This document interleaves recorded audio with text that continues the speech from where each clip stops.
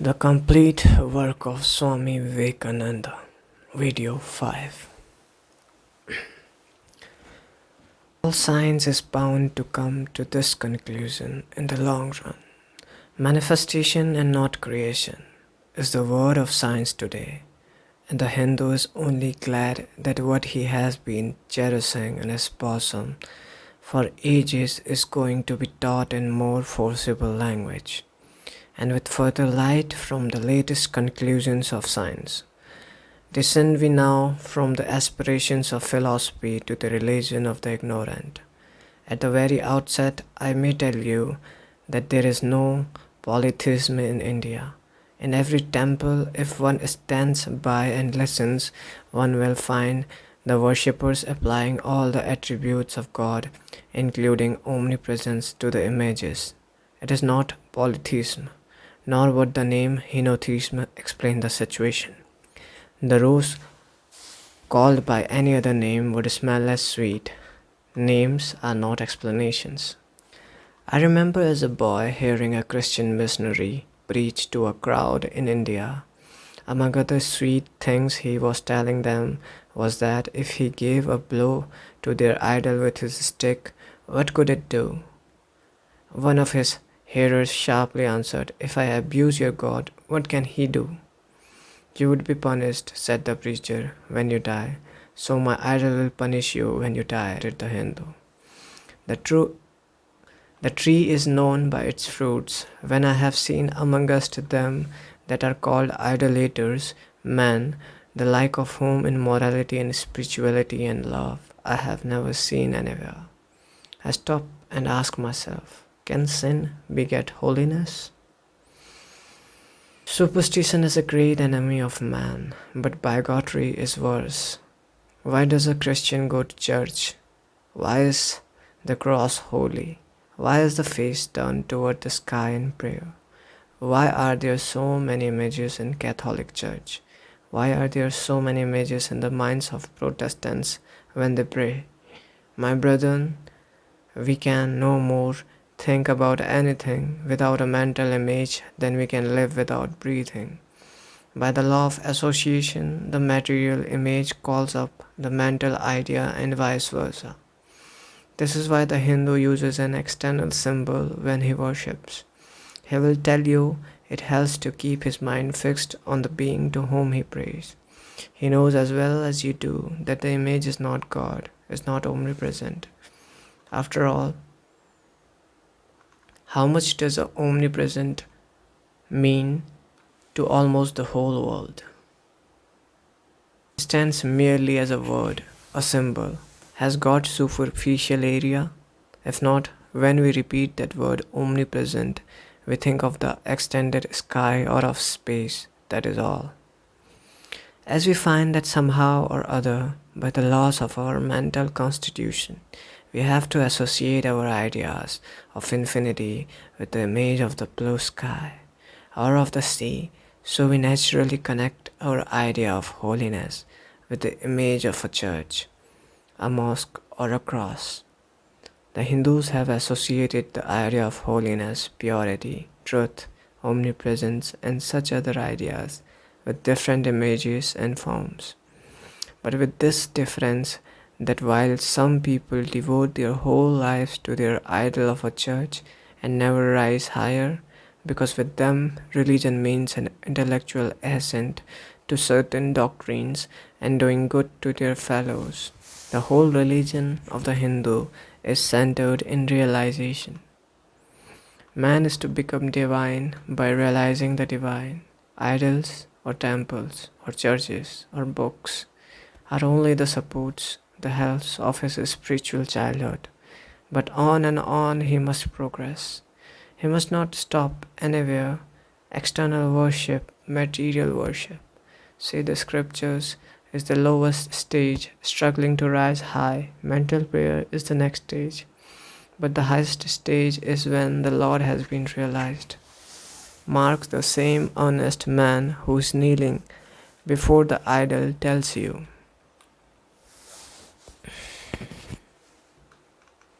"Him the sun cannot express, nor the moon, nor the stars.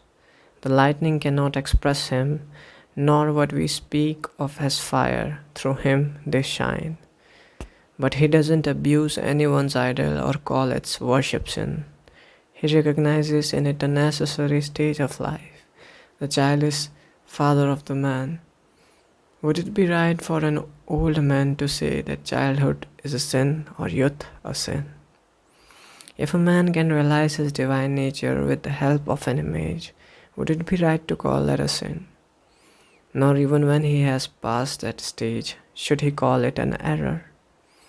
To the Hindu, man is not traveling from error to truth, but from truth to truth, from lower to higher truth. To him, all the religions, from the lowest fetishism to the highest absolutism, mean so many attempts of the human souls to grasp and realize the infinite, each determined by the conditions of its birth and association, and each of these marks a stage of progress, and every soul is a young eagle soaring higher and higher, gathering more and more strength till it reaches the glorious sun. Unity in variety is the plan of nature, and the Hindu has recognized it. Every other religion lays down certain fixed dogmas and tries to force society to adapt to them. It places before society only one code which must fit Jack and John and Henry, all alike. If it doesn't fit John or Henry, he must go without a coat to cover his body. The Hindus have discovered that the absolute can only be realized or thought of or stated through the relative, and the images, crosses and crescents are simply so many symbols, so many pegs to hang the spiritual ideas on. It is not that this help is necessary for everyone, but those that do not need it have no right to say that it is wrong, nor is it compulsory in Hinduism. One thing I must tell you, idolatry in India doesn't mean anything horrible. It is not the mother of hell lots. On the other hand, it is the attempt of undeveloped minds to grasp high spiritual truths. The Hindus have their faults, they sometimes have their exceptions, but mark this, they are always for punishing their own bodies and never for cutting the throats of their neighbors. If the Hindu fanatic burns himself on the pyre, he never lights the fire of inquisition, and even this cannot be laid at the door of his religion, any more than the burning of witches can be laid at the door of Christianity. To the Hindu, then the whole world of religions is only a traveling, a coming up of different men and women, through various conditions and circumstances, to the same goal. Every religion is only evolving a good out of the material man, and the same God is the inspirer of all of them. Why then are there so many contradictions? They are only apparent, says the Hindu. The contradictions come from the same truth, adapting itself to the varying circumstances of different natures. It is the same light coming through glasses of different colors, and these little variations are necessary for purposes of adaptation. But in the heart of everything, the same truth reigns. The Lord has declared to the Hindu in his incarnation as Krishna, I am in every region as a thread through a string of pearls. Wherever you seized extraordinary holiness and extraordinary power, raising and purifying humanity, know thou that I am there. And what has been the result? I challenge the world to find throughout the whole system of Sanskrit philosophy any such expression as that the Hindu alone will be saved and not others, says Vyasa. We find perfect man even beyond the pale of our caste and creed. One thing more, how then can the Hindu, whose whole fabric of thought centers in God, believes in Buddhism, which is agnostic, or in Jainism, which is atheistic? The Buddhists or the Jains do not depend upon God, but the whole force of their religion is directed to the great central truth in every religion, to evolve a God out of man. They have not seen the Father, but they have seen the Son, and he that hath seen the Son hath seen the Father also. This, brethren, is a short sketch of the religious ideas of the Hindus. The Hindu may have failed to carry out all his plans, but if there is ever to be a universal religion, it must be one which will have no location in place or time, which will be infinite like the God it will preach, and whose sun will shine upon the followers of Krishna and of Christ, on saints and sinners alike, which will not be Brahminic or Buddhistic, Christian or Mohammedan, but the sum total of all these, and still have infinite space for development, which in its Catholicity will embrace in its infinite arms and find a place for every human being, from the lowest groveling savage, not far removed from the brute, to the highest man,